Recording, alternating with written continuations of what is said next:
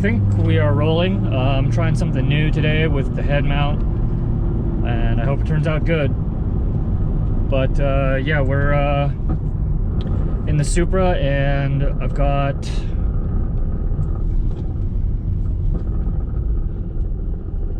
gear. I got the VSS signal working, and I'm just trying to test it out right now on a freeway drive.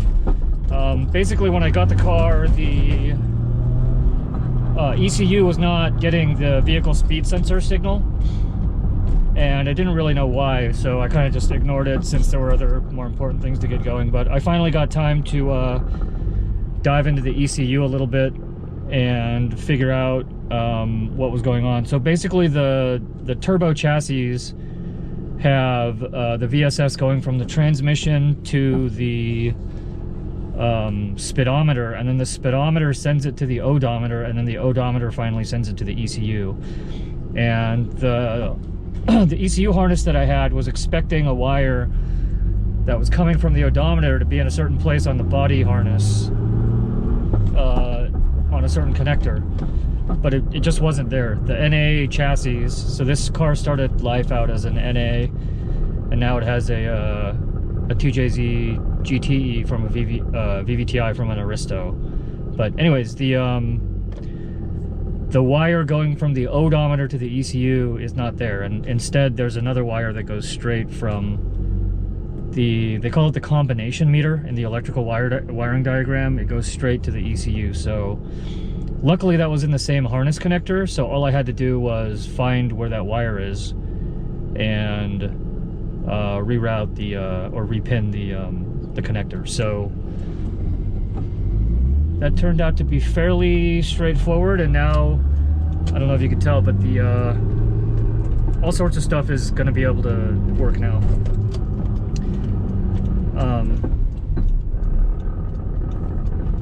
Yeah, there's still a problem with when it's in neutral, it takes a little while to find zero, but I don't know if you can see, but it should show the right gear, and that allows for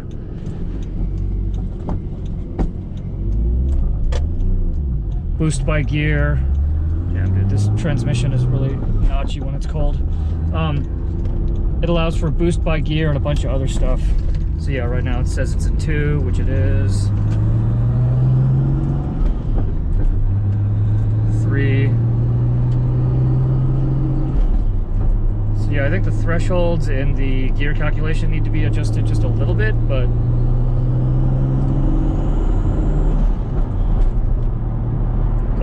it's generally finding the right gear after a second or two. So yeah, I just need to adjust those numbers, but the most important thing is it's actually getting the speed signal. So it has something to work with, and I just need to fine tune it a little bit. The other thing that's missing on this car is the front ABS sensors, which are going to be what the ECU, what is this guy doing?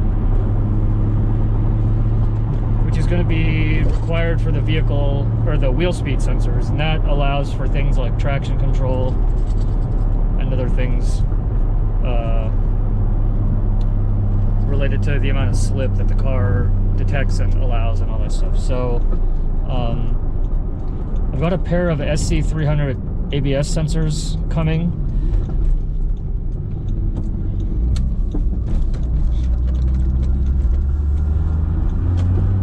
And I need to figure out if those harness connectors are still in the wheel wells or where they are, where they're located in the car. So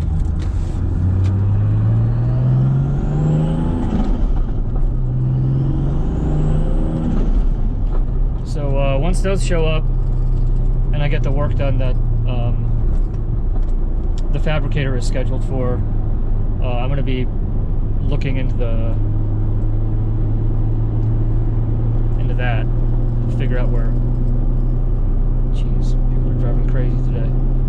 Yeah, I'm going to be looking at the sensors to find out if I can just put the ABS sensors just straight in, or if I have to do some more wiring or what. But yeah, we'll see what happens there. So we're pretty much on the home stretch to getting this car back to a usable baseline with nothing missing or no functionality, incomplete, as well as get some much needed maintenance done. So pretty happy with where we're at. It's taken a few months. It's been 4 months since I got this car drivable on the streets with registration and all that. So you know, it's a little slower than I'd like, but obviously I have a job, and doing car stuff always takes a little longer than you expect, and it's expensive. So it's definitely an ongoing process. But between the work that I do and the work that the mechanic does and my fabricator, we should be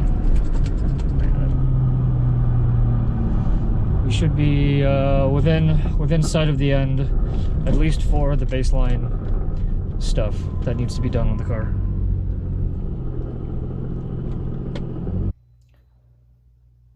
All right, we got a whole bunch of parts here and on my kitchen table. So the first thing is brand new Brembo brakes and rotor, or pads and rotors. The kit that's on my car actually was a set of takeoffs from an SRT 8, which is a Jeep. So they use OEM Brembo hardware, and apparently they just bolt up with an adapter to the Supra pretty well. So I got new OEM Brembo spec pads and Brembo rotors for the front. The rears are in fine condition, so those are going to go in. I've got a pair of brand new turn signals. The ones on the car are mismatched. One of them has the orange thing taken out and the other doesn't. And I only discovered that when I went to put in some new bulbs, some LED bulbs, and turns out one of the bulbs in there is orange, and then the other one has the orange reflector with a white bulb. So somebody just took a shortcut, basically. So I got a new pair of those. New steel front subframe. This is remanufactured, taken off of an SC300, and it's been painted and cleaned up and all that stuff. It's in really good condition. The alignment tabs are perfect. So the one on the car right now isn't that bad, but I had the other one changed, and I actually found this one. I couldn't find one earlier, so I found this one. It was only like 200 bucks, so I got it, and they're gonna put it in. I got some new coolant, new heat shields, and those blinkers. So going over to the kitchen, I've got a whole bunch of parts here. I'll talk about the cat at the end, but we've got steering rack bushing, magnetic drain plug, rear stainless brake lines, rear tow rods. Car has some issues with camber and tow, so that's step one in addressing a bunch of suspension stuff. I have some phase 2 motorsports arms on order, but those are going to take a couple months, so this one's going in first just to get the alignment in spec. I've got some diff seals and a V160 shifter seal. Apparently those things are leaking on my car, so not urgent, but this would be the time to get them in. A set of brand new, let me see if I can get the light here. I got a set of brand new rear alignment hardware. So 2 sets of bolts front and back for the rear, and then washers. Oh, got some nuts over here too. Nuts and cams, tie rod boots, clamps, inner and outer tie rods, castle nuts. So this should solve all of the steering problems. I wanted to get aftermarket outer tie rods to solve some of the bump steer, but none of the manufacturers had them in stock without the ability to pre-order. And also I wanted to just see where everything sat with brand new OEM stuff, because I'm not sure the car actually has any rotor rubbing issues with the OEM stuff. It's hard to tell when that damage actually occurred.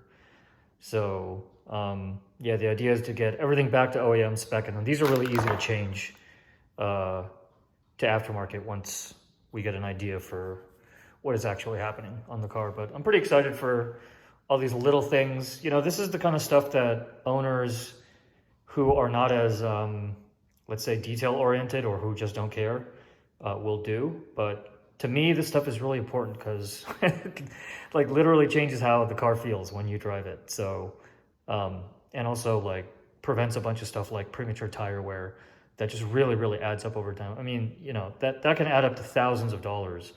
All this stuff was a couple $100 and getting it installed is not that big of a deal. So, yeah, I'm pretty excited to get all this stuff in. And then we've got the GESI G Sport High Flow Cat.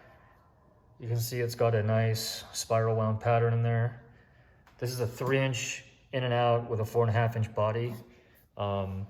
Yeah, the fabricator is going to be making a new mid pipe and a new down pipe for me, along with the wastegate recirc. So I am pretty excited for that.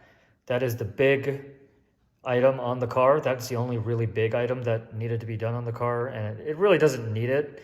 I just feel better driving around the street with that in. So if I do get pulled over, it's just not a big deal. I drove around without a cat when I was like 21 years old.